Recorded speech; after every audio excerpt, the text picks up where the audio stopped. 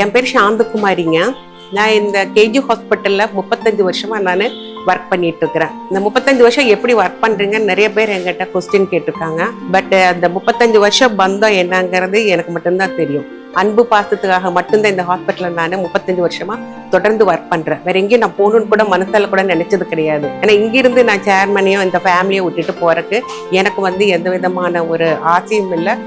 இது வரைக்கும் நான் நினைச்சது கூட இல்லைங்க.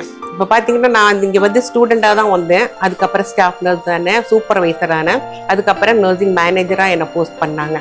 நான் IMC 1ல் ஒர்க் பண்ணியிருக்கேங்க. மெயின் ICU அங்கே 22 வருஷமா நான் ஒர்க் பண்ணியிருக்கேன். அது விட்டுட்டு அதுக்கப்புறம் டீலக்ஸில் VIP வார்டு அப்படின்னு அங்கே என்னை போஸ்ட் பண்ணாங்க. டாக்டர் GB எங்கே லேக் இருக்கோ அந்த இடத்துல என்னை போஸ்ட் சொல்லுவார்.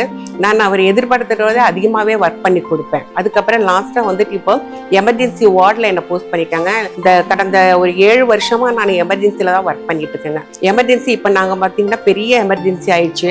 எல்லாருமே இந்த எமர்ஜென்சியை பற்றி பேசாதவங்க யாருமே இப்போ இருக்க முடியாது.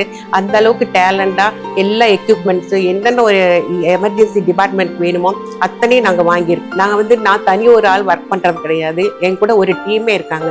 டாக்டர்ஸு, சிஸ்டர்ஸு, ஸ்டூடெண்ட்ஸு, டெக்னீஷியன்ஸு, இந்த மாதிரி நிறைய ஆளுங்க இருக்காங்க. அதாவது ஸ்டாஃப் தனியாக, டெக்னீஷியன் தனியாக, டாக்டர்ஸ், அந்த மாதிரிலாம் எங்களுக்குள்ள எந்த ஒரு பாகுபாடும் இல்லை. எல்லாருமே ஒரே டீமாக நாங்கள் ஒர்க் பண்ணுறதுனால எமர்ஜென்சி இன்னைக்கு ஒரு நல்ல பேரோடு இருக்குது. கேஜி எமர்ஜென்சினாலே இன்னைக்கு எல்லாருமே எமர்ஜென்சிக்கு பேஷண்ட்டை உடனடியாக அனுப்புங்க, கேஜிக்கு அனுப்புங்க அப்படின்னு தான் சொல்கிறாங்க.